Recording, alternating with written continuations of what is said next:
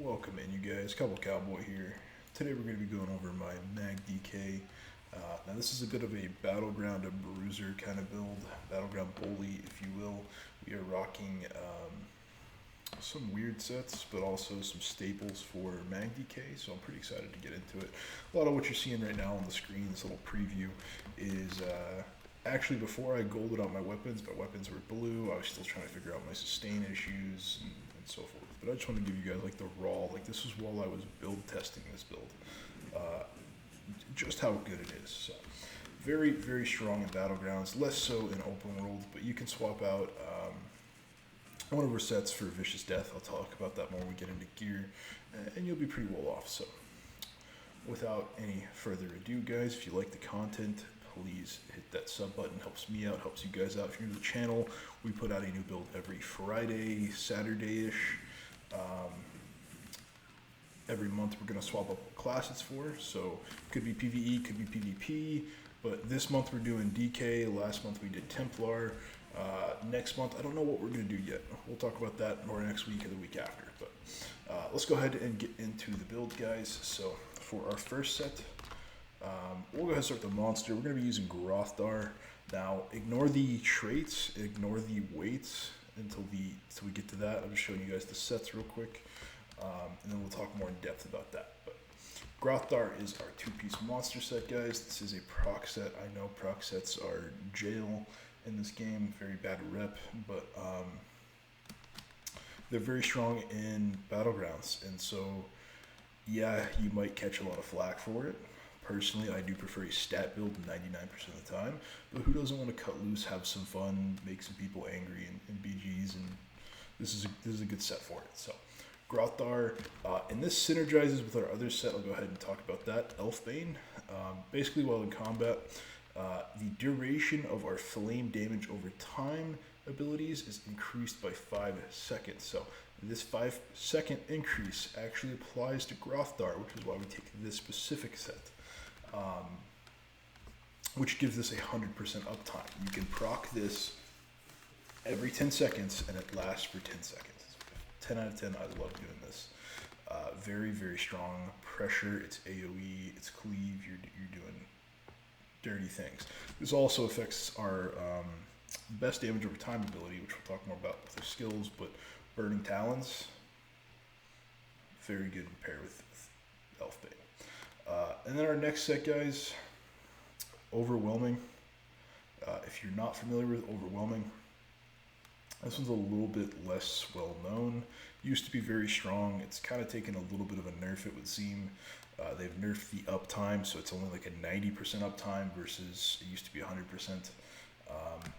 And they've nerfed the damage a little bit, but basically you're going to deal about 1k damage AoE. This tooltip's down a little bit bad right now. It scales up when you get into combat, trust me. But the more enemies you're hitting, the more damage it does, and it restores 15% of the damage that you do with this set as Magicka. So this acts as both, again, a proc set, as well as sustain, which is pretty cool. And again, we'll talk about traits and weights again in a second. But lastly, guys, for the back bar, I took a Ice Staff of Willpower. Reason for this, sorry, my nose is itchy. The reason for this, guys, nothing on our back bar, I'll show you the skills real quick. Nothing here can be modified by like any of the arena type weapons.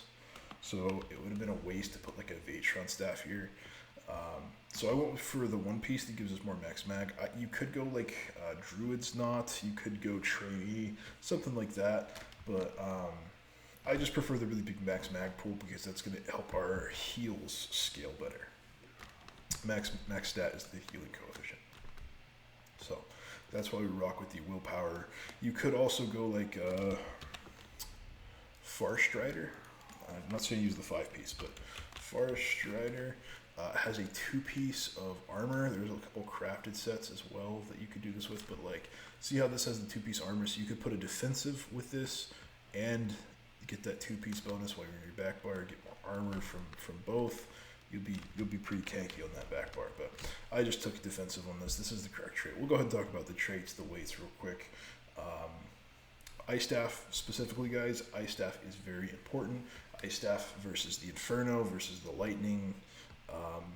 Ice Staff has reduced block cost and it increases the amount of damage that you can block. So that's why we take that. As for traits, defending is really the only option here.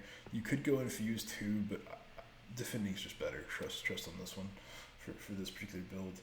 Front bar, guys. Maces, if you've seen my other videos, I always take maces in PvP.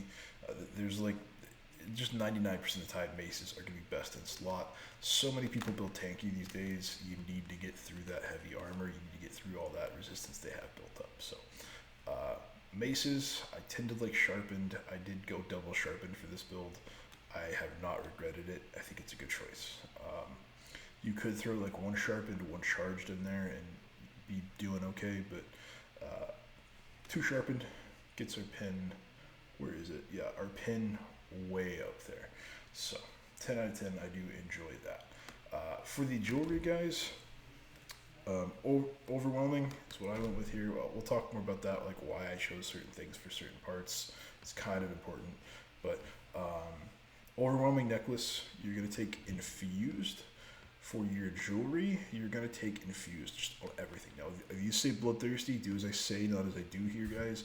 I have these as bloodthirsty because I use the set in PvE, and I didn't want to make 2 sets of it. I don't have transmutes like that, and I'm too poor to go out and buy just an arcane set. You could go arcane too. Arcane's fine, but infused is my recommendation.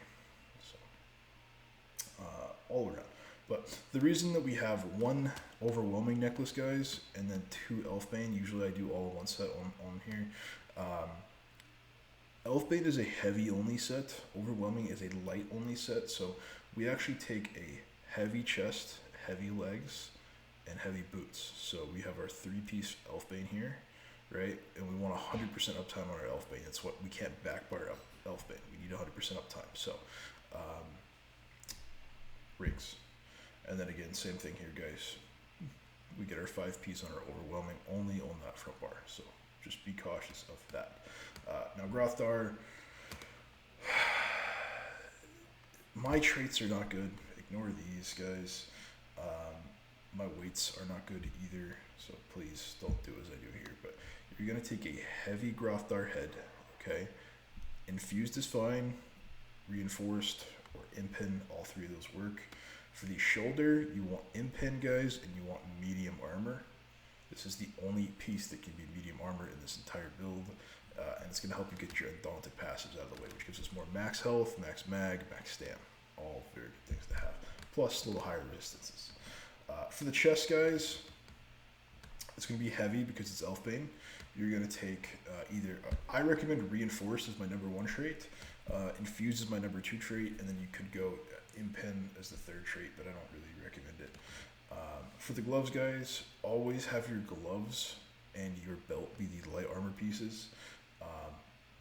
You do want 2 light because it helps with the pin, but always have it be these specific pieces because they have the least amount of armor value provided, so it doesn't really hurt you that bad to have these in light versus heavy in terms of overall resistance. That's why we take those, but Impin on both of those. Same thing for the Greaves, guys. Number 1, I recommend Infused on these.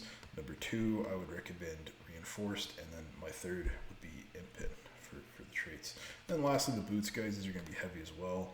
They do have quite a bit of armor, so I do recommend always keeping Elfbane boots, or the heavy boots, I should say, and then Impin on these. Although these are hard to find, guys. I searched all day for these. These were not in the market anywhere. They had like 5 listings on the Tamriel Trades Linear. I went to all of them, couldn't find any. Unfortunately, my banker character just happened to have a set on him that didn't sell. I kind of locked it in case I had to, you know, but it's what it is. So anyways, that's all the gear, guys. Our stats are not bad. I'll show you guys buffed up really quickly. Just those 2 is going to give us our resistances. And then so for the back bar, that's what we're sitting at. We are under resistance cap, so you are going to be a little bit squishy on this build, guys. Do be very mindful of that. And this is built for non-CP Battleground. So just keep that in mind. You're a little squishy, play a little defensive, but you're going to do a lot of AoE pressure. All All right, let's get into skills really quickly. And again, I forgot to say it before we get into skills. If you're gonna swap out a set, guys, for Vicious Death, swap out Overwhelming. Elfbane is a staple of Mag DK in my opinion. Even in my stat builds, I will run Elfbane because it's too good with some of the things that it buffs, like Magma Armor. You can get, what, 5-6 seconds extra out of that. 6 because of the passive and how it scales, but really, really, really good. Same with the Burning Talons. So you always keep Elfbane, and then you just swap out the Overwhelming pieces for Vicious Death.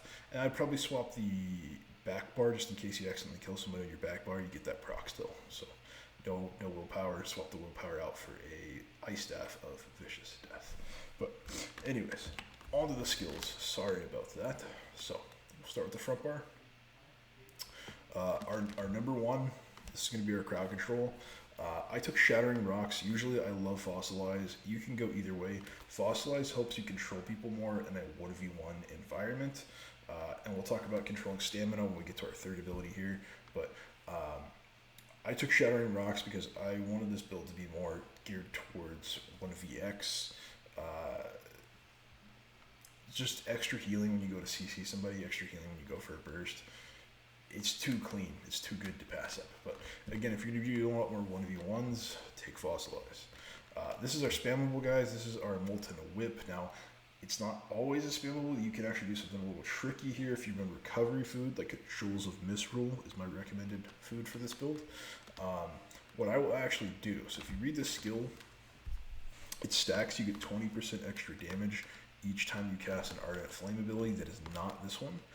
What I will do is I'll actually hit like Talons to root people. I'll hit this to get a little bit of burst damage going, and then I'll hit my Noxious, and I'll kind of use that. I'll hit a Noxious, I'll refresh my Flames of Oblivion, I'll hit another Noxious, and then I'll go for my burst combo, and that's going to make my whip hit 60% harder and benefit from an additional 300 weapon and spell damage, which is, it's good. It's very good. Now, this is what I was talking about earlier. This is the strongest dot in the DK kit, other than maybe like, it's kind of neck and neck with Venomous Claw, in my opinion. I say that obviously Venomous Claw hits much harder as it cooks, but it's not an AoE and you can't really refresh it and this, that, and the other. So Burning Talons, much cleaner, much easier. How do I say this? There's less conditional damage to it. You don't have to let it cook. You just hit it, it's already ticking big numbers, and you can get right into your fight. And that's kind of what I wanted to go with this build. Like, there is some dot to it. Excuse me while I reposition, guys. I'm sorry, my office area is currently in construction, I guess we'll call it. So it's kind of a mess. I'm sitting on the floor right now, playing on a Yeti cooler. But yeah, this is just that was the kind of the goal for this build, guys, was to have it be pretty touch and go, if that makes sense. So anyways, next up, guys, Deep Breath. Now this is the bread and butter of the DK burst to me, Mag DK specifically. I think this skill gets overlooked quite a bit, and I hate that, but it is what it is. What's good about this ability is it can be timed. So I showed you guys down here on a dummy. You know, let's say you're hitting somebody, you've put your breach on them, right? That's a little damage over time. You hit with your talons, you can hit that, you can hit a fossilize, and then you can hit a whip. And as that whip connects, your deep breath exhales, and you're doing that, what? 6.6k AoE damage. Obviously that goes up when you buff. 7.5, then I didn't hit the right potion, but whatever. It goes up. And again, remember we have a ton of pen with this build, guys. We have 10k before we get into major and minor breach, which is another 9k pen. So we're almost at 20k pen. So if you have 33k health or 33k penetration or resistance, resistance is what I meant to say there, so we're clear. If you have 33k resistance, I saw somebody in my comments on one of my other videos, I'm not calling him out, just using this as an example. He said, well, there's no point in going over 33k resistance because that is the cap, right? And so for PvE, that is true. You don't ever want to go over 33k resistance. It's wasted effort, I guess. In PvP, that's not the case because you have to deal with penetrations, but a lot of people think that way. A lot of people think, okay, let me hit 33k as my goal, and they don't go over that. So we're already hitting 20k pin essentially with this build, and that means somebody at resistance cap is now basically getting hit like they're light armor. It's good. So, anyways, that's the whole thing behind Deep Breath, guys. Deep Breath it lets us do some really nasty combos, really big bursts. I love that about this build. But next up, guys, we have Noxious Breath, goated DK skill. It's a conal ability, so it's a little tricky to use when you're trying to learn the game, especially if you're new to PvP. But it's really unique. It's a direct damage is pretty good on it. It's an AoE because it's a cone. It cannot be dodge rolled. So a lot of times what I'll do is if I hit my talons on somebody and I know they're about to roll, well, I forgot to mention this when I was talking about talons. I said when we get to the third skill, I talk about this. Controlling your enemy stamina. Okay? When you hit your talons on them, people tend to roll because people are creatures of habit. They get rooted, and everybody thinks, oh, I'm rooted. Let me roll or let me hit, whatever, to get out of this, whatever snare immunity they have. So what I always do is I predict that they're gonna roll, and I hit an ability that cannot be dodged. So don't ever hit your talons and then try to whip. Usually very bad. Don't do that. Hit your talons, okay, expect them to roll. So either hit your deep breath, hit your Noxious Breath, because that can't be rolled, or hit your Fossilize if they're not CC immune. We just procced that dummy to death by accident. There it goes. Anyways, so moving on for the ultimate, guys. Ferocious Leap, AoE CC, really big burst damage AoE, and a very big damage shield that's basically our entire health bar. 10 out of 10, clean, cheap, easy. This used to not be rollable. I think they made it rollable since I kind of came back to the game. But basically, what your combo is going to look like, guys, is you hit that, hit him with a Fossilized, Leap, Whip, some manner of that. Doesn't really matter too much. Now there is an alternative to this. I just don't have it. If you have your Mages Guild leveled up and you have the Scribed thing down here, Ulfnor's Contingency, I think is what it's called. You can put Flame Damage, Class Mastery, and then Breach on that, and you'll get your Breach that way instead of this, and then just compensate by not having the poison damage here by putting a poison damage enchant on one of your weapons. That does remind me, actually, really quickly, enchants, guys. Berserker enchant on the back bar. I take a Crusher on my main hand. My offhand is not correct. I usually put a Shock enchant on this, and that's my enchants for that. And then again, just weapon spell all across the board here. And again, infused all across the board here. But, sorry, I have ADHD, guys. I hope it's not showing, but I know it is.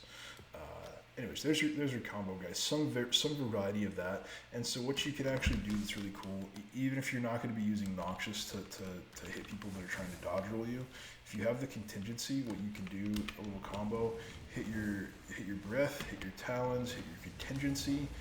In this situation, the contingency is the breath here, not the deep breath, but the Noxious Breath. And then you can hit your little burst combo, and you'll end up with a much more burst heavy explosion. Less dot, less consistency, but you'll catch people off guard, especially when you're like, it's not bombing, but like say you're doing open world, you've got Vicious Death on, and then you hit a deep breath exhale with the burning dot from Burning Talons, and the contingency and the leap. Like that's so much AoE pressure. It's you're gonna catch people, and then they explode, kill everybody around them. You got a little mini bomb going on by accident on a very functional build. So, anyways, back bar. Let's go ahead and get into it. Right here, guys, Race Against Time is a really good option. That is what I would have here, but Protective Plate is not bad either. So Protective Plate makes you tankier while you're kiting. This is our snare immunity, guys. Race Against Time will give you the snare immunity, give you minor force, so you get a little bit of a damage bump, and it will give you major expedition when you hit it. So you can hit this and then go immediately into kiting, take off, you're gone with This build, because we're using just wings, you're a lot tankier, but you don't have the speed bump. So just be cautious, play however you want to play there. I'm just using protective because I don't have race against time. But the other morph for this is also okay, guys. If you're doing a lot more 1v1s, you can take the other morph for this. That whenever somebody hits you with a ranged ability, it shoots out that fiery ball back at them. It deals like 5k damage. It's actually a really big amount of damage, and it's every half a second. So it's a really strong skill. I'll be putting out a ranged mag DK build eventually, and that'll be in it because that's actually one of my favorite things. Is to range fight people and then just have them nuke themselves with this other morph. Vigor is where we get our minor resolve on this build. Good stand based heal. That's all I gotta say on it. It's pretty simplistic. Coag, it's like Breath of Life.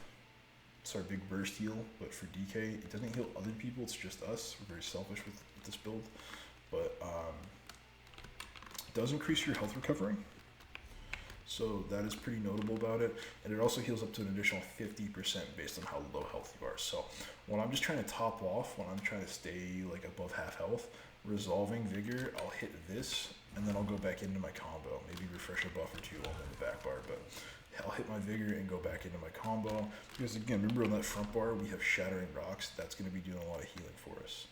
But when we start dropping under half health, that's when it's time to start hitting Coag. When you got big pressure on you, hit Coag, you'll get really big heals.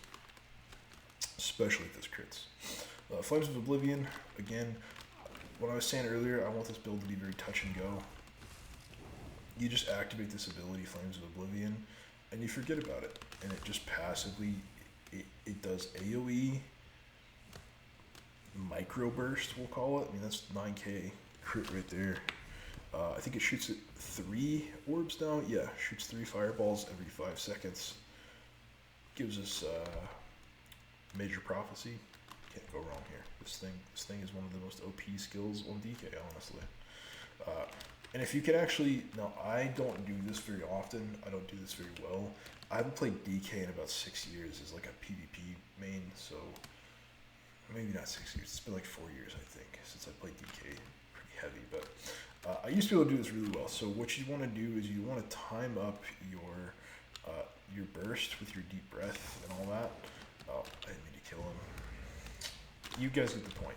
You'd want to time it up so that when that fire spits out from Flames of Oblivion, it's the same time that your deep breath, this one, goes poof. And then you can leap as well. It's just a ridiculous amount of burst. It really catches people off guard, especially when they're thinking, oh, he's just a proc set guy, he's not hitting very hard. Then you hit him with the wombo combo. It's GG easy. Volatile, again, you have a lot in your kit to get Nightblades out of stealth. You got Talons, you got Deep Breath, you got Noxious, that will snare them, make it harder for them to get away. All of those work, but I find Volatile to be one of the best things to get Nightblades out of their cloak. I like the update they did into this, where it's like, okay, if somebody hits you that doesn't have this dot on them, it re-shoots out all the projectiles, which is pretty cool. The ability itself doesn't hit as hard as it used to, but it's fine. Who cares? Either morph of these work. Just make sure you guys have this to get that major resolve. And then lastly, guys, for our back part ult, Magma Shell. And as you can see there, guys, 18 seconds on that tooltip. It does apply, or it is affected, let me say that, it is affected by Elfbane. So this is just phenomenal. You hit this, and you're pretty much for 20 seconds, you're gonna be unkillable. That's not true. I got zugged down earlier in Battleground by like 8 dudes when I had this active, and I just couldn't out heal them. But it limits all the incoming damage to 3% of your max health. That's like roughly 1k damage per ability. Now obviously this isn't the best thing to use against like damage over time based builds. Like if you look at my DK build from last week, Magma does nothing against that build. But you look at like Sorks, where they rely on those big like 6k, 8k, 10k in that hammer of a burst. this is going to gimp players like that. It's also going to gimp us. If you're fighting another DK and they hit this, don't waste your burst because you're not going to be able to kill them in that window. But again, Elf Bane makes this last, it goes from 12 seconds to 18, but I think it actually lasts a little bit longer because of, I think this scales it up more when you have that Elf Bane. I think it puts it like 20 when it's actually popped, but I could be wrong, I could be tripping out. Let's test that really quick so I'm not sounding like a crackhead. Let's see here, let's get into combat, so no, it's 18 seconds, unfortunate. I was wrong about that, but that's okay. If I'm not sure, I'm going to test it for you guys and let you guys know the truth. Anyways, so that's that. I'll show you guys quickly, in case you're in like a skill point deficit like I am, what you should prioritize. So you've got your active abilities, we already talked about that. Combustion is an important passive to have. You guys can read these on your own to figure out why they're important. Warmth, Snare, Warden Ruin, just free damage.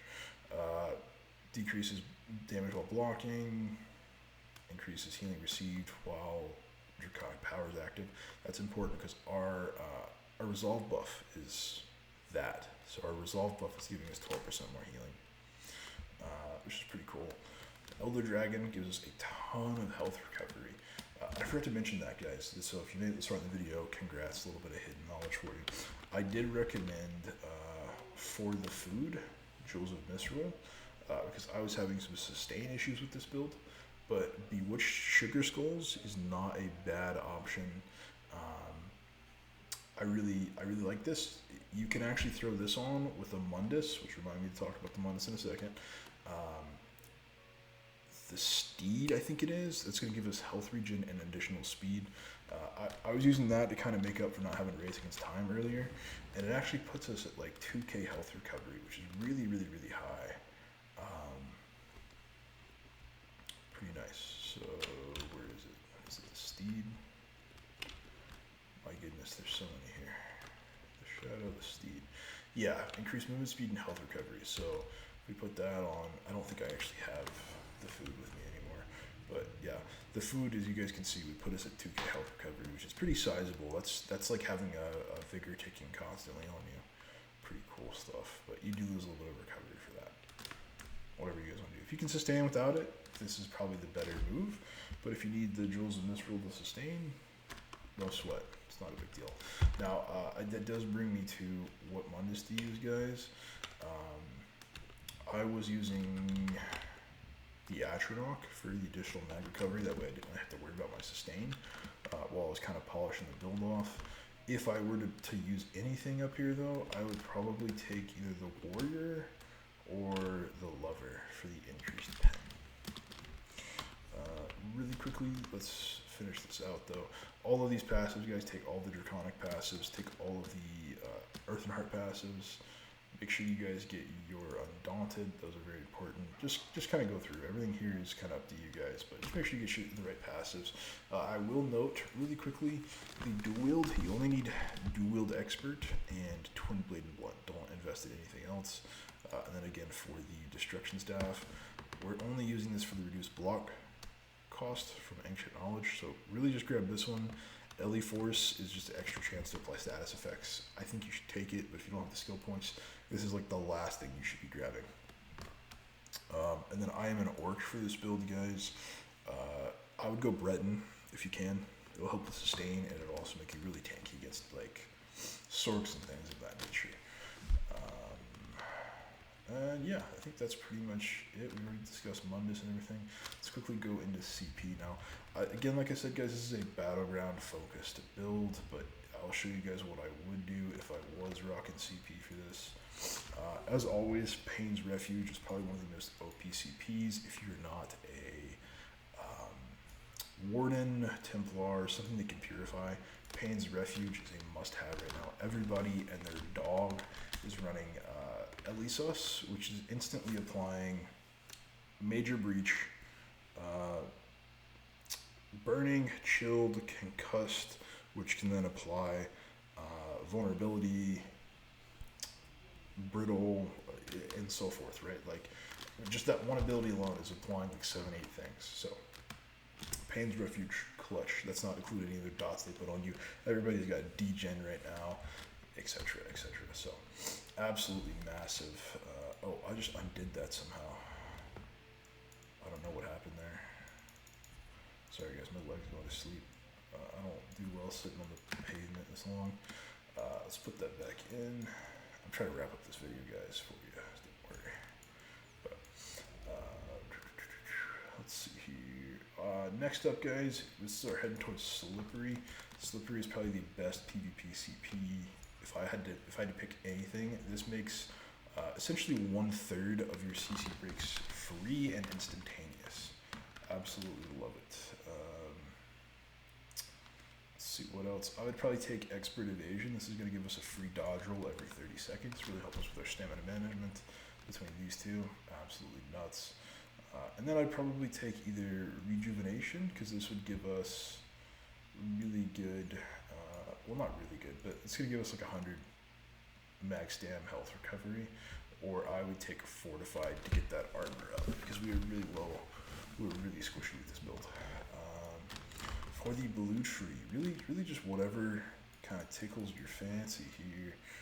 I'll be taking Wrathful Strikes. Then I'd probably actually go down here, because we are really squishy. I'm not really worried about our damage so much. I would come down here, take that.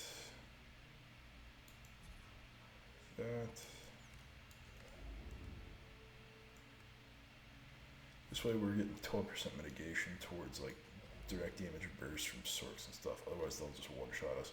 Same with Wardens. Wardens will hit you with the Subterranean Dawnbreaker and just clap you. So this is going to give us 12% mitigation towards that.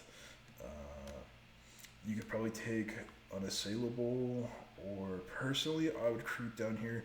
This is, I think, one of my favorites. I don't have enough CP to get to this, but Cutting Defense, guys, is one of my favorite CP to run with DK, because, here, I'll show you. It's better off if you have more resistance. It scales higher now, but in short, it reflects almost 600 magic damage back to attackers whenever somebody's melee attacking you. That stacks identically with Volatile. So between these two skills, you're double dipping, and you're applying 1k essentially like thorns or reflected damage back at somebody, which is pretty, I don't know, it's minuscule, but it's micro damage that really creeps, especially if you're up against like a dot build or like a flurry sork or something weird like that, where it's high tick rate, high hit rate. This really throws it back at them. It's pretty nice. But yeah, I think that's everything we need to cover, guys. GG's if you made it this far. Thank you for watching. I think next week we're going to either be doing a ranged DK build, or we're going to be doing a healer DK build. I know it's kind of weird, but somebody asked for it, and it's actually something I played with a while back. It was good, but a lot of people laughed at me for it because it was pretty off meta back in the day. This was like 6-7 years ago. We'll see what happens. So, GG's, guys. Take it easy. I'll probably throw out a PvE build pretty soon, because I've been doing a lot of farming on my DK for this, guys. Farming. Look at this curation, by the way. Actually, let me just show you guys Tempest. It's probably easier that way. Tempest Island. 52 out of the 72 drops I curated. Mace was the 4th to last weapon I was gonna get from this. Still haven't got the dagger, still haven't got the battle axe, still haven't got the bow, but that's what it is. I kind of gave away some of these. Now I will say, guys, jolting, I probably will do a build with in the future. So if you're farming overwhelming for this build, don't sleep on jolting. If you ever want to do a bash build, I think they're better options for like 1VX style bash builds. I'll probably go with like Deadlands Demolisher and Vicious Death. But if you're looking for like 1v1, like a dueling bash build, this might be the heat. I'll have to do some testing, but it's a set that's going to make you very tanky. It's got max health, armor, and then when you block, you get additional resistances, and you deal another 3.5k damage on your next bash. that in tandem with Deadlands, or that in tandem with Veiled Inheritance, could be the heat. So that's a little foreshadowing for you guys. But anyways, GG's all. Take it easy. Let me know what you guys want to see next down below. If you made it this far in the video, thank you. Please hit that sub button.